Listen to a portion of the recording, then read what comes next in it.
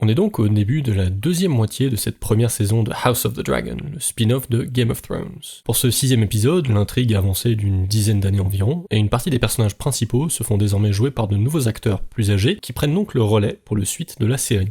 L'épisode commence avec un très beau plan séquence de la princesse qui accouche, un plan séquence qui dure quand même un peu plus de 5 minutes, avec une seule coupure vers la moitié lorsque le mari de la princesse fait son entrée. C'est très bien réalisé et les fausses coupures sont assez bien dissimulées, on ne les voit pas. La force d'un plan séquence comme celui-ci, c'est que ça met vraiment l'accent sur le fait que la princesse n'a pas du tout eu le temps de digérer son accouchement, que son devoir l'appelle. L'intérêt d'un plan séquence, qui est une séquence où il n'y a pas de coupure de caméra, est que l'on vit la scène en temps réel, comme Rhaenyra a vécu cet instant-là. Et on ressent vraiment à quel point il n'y a eu aucune transition, aucune pause entre son accouchement et sa convocation chez la reine. C'est un effet de style très réussi, d'un point de vue de la réalisation, on est vraiment toujours au top dans cette série. Du point de vue de l'histoire, l'intrigue avance sur de nombreux volets en même temps, donc je vais essayer d'être le plus synthétique possible. On comprend que la relation entre la reine, Alicent, et son ancienne copine, la princesse Rhaenyra, ne s'est absolument pas arrangée. La reine a toujours peur de perdre son pouvoir le jour où le roi va mourir, et de ce fait, elle est de moins en moins tolérante envers la princesse et lui en fait voir de toutes les couleurs. En parlant de couleurs, un doute plane au début de l'épisode, puisque Rhaenyra a eu 3 gamins depuis le dernier épisode, et les 3 sont bruns. Sachant qu'elle et son mari ont les cheveux blonds Targaryen, bon, des questions se posent. Cette intrigue va d'ailleurs être au cœur de l'épisode, avec de plus en plus de rumeurs à ce sujet. On va comprendre assez vite que Rhaenyra a visiblement un faible pour les chevaliers qui lui servent de garde du corps, et que ses enfants n'ont pas été conçus avec son mari. Au début de l'épisode, il s'agit simplement de rumeurs, mais plus l'épisode avance, moins ce secret est bien gardé, à tel point que Rhaenyra, qui se sent désormais encerclée, va quitter le palais avec son mari pour se réfugier à Dragonstone à la fin de l'épisode. Elle en a assez de la politique, elle veut respirer, souffler un peu.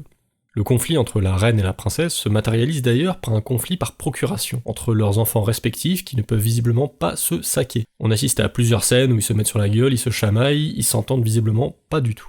De la même manière, il y a un autre conflit par procuration entre Sir Criston, dont Rhaenyra était amoureuse 10 ans plus tôt, et son nouveau garde du corps, qui serait vraisemblablement le père de ses enfants. On sent vraiment qu'il y a 2 factions qui sont en train de se former et que chacun commence vraiment à prendre parti, de part et d'autre, de la princesse Rhaenyra. Au centre de ce conflit, on a d'ailleurs toujours le roi, qui lui a vraiment l'air fatigué. Fatigué d'un point de vue physique, parce qu'il est clairement en mauvais état, il a de moins en moins de cheveux et vraisemblablement il a perdu l'usage de son bras gauche, mais il est également fatigué mentalement et ne s'investit pas du tout dans les différents conflits. On sent qu'il aimerait que tout le monde s'entende et ne prend la parole que pour exprimer des banalités qui, il espère, arrangeraient les choses. Il a clairement la tête ailleurs et s'est matérialisé dans une scène où on le voit seul, embrassant la bague qui appartenait à son ex-femme morte dans le premier épisode de la série. On sent qu'il est plein de regrets et aimerait que tous ces conflits s'estompent pour pouvoir prendre sa retraite tranquillement. C'est un peu le grand-père qui voit ses enfants se chamailler. Bon, ok, donc ça fait beaucoup, et encore je vous ai pas tout raconté dans le détail parce qu'il y en a vraiment beaucoup dans cet épisode.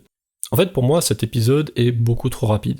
Je me demande en fait si une saison plus longue n'aurait pas été meilleure. On sent quand même qu'ils préparent le terrain pour un gros conflit futur, les jeux d'alliance, etc. Mais du coup, ils avancent à très grande vitesse pour arriver aussi rapidement possible à ce conflit, ce qui fait que certains passages et certaines intrigues paraissent bâclés. J'ai à peine eu le temps de retenir les prénoms de certains personnages qu'on passait déjà à la suite. Je pense notamment à la scène de la mort de la nouvelle femme de Daemon, qui n'a en fait finalement quasiment aucun impact, parce qu'on a à peine eu le temps de s'attacher à ce personnage, cet acteur, et à ses enfants, qu'elle meurt déjà. En plus de ça d'ailleurs, si on regarde un peu le making of, on voit qu'il y avait normalement une scène où Daemon serre ses 2 filles dans ses bras, et cette scène a finalement été complètement supprimée au nom du tempo. C'est dommage et ça témoigne de ce rythme qui est un petit peu trop rapide. Et c'est d'autant plus dommage qu'ils ont voulu faire un truc vraiment beau avec le dragon, la musique, la lumière, l'ambiance, etc. Mais finalement, le choc émotionnel n'est pas là. J'ai l'impression que cette scène, bien que visuellement frappante, tombe un petit peu à plat.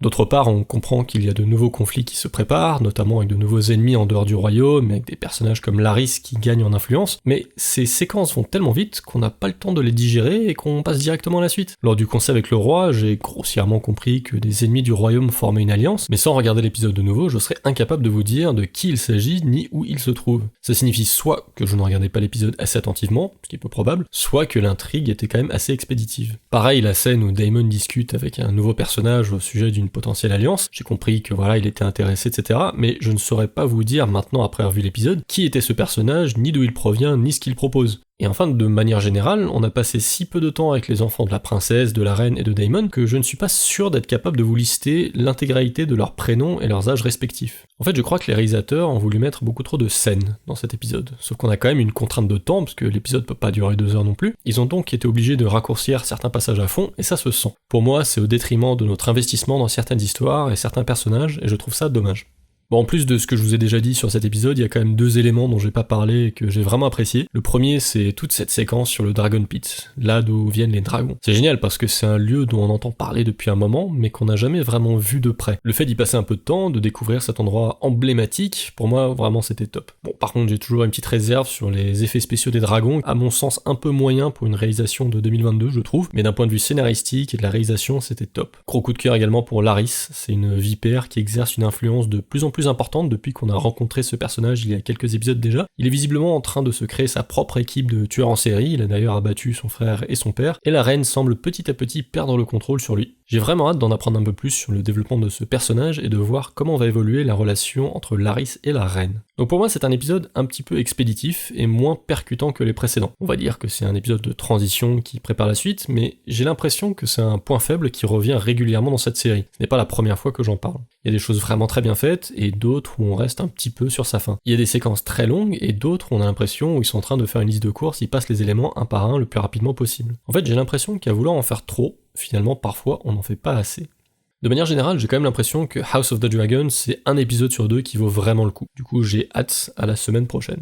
Bon voilà, c'est tout pour moi. Abonnez-vous, ce serait cool.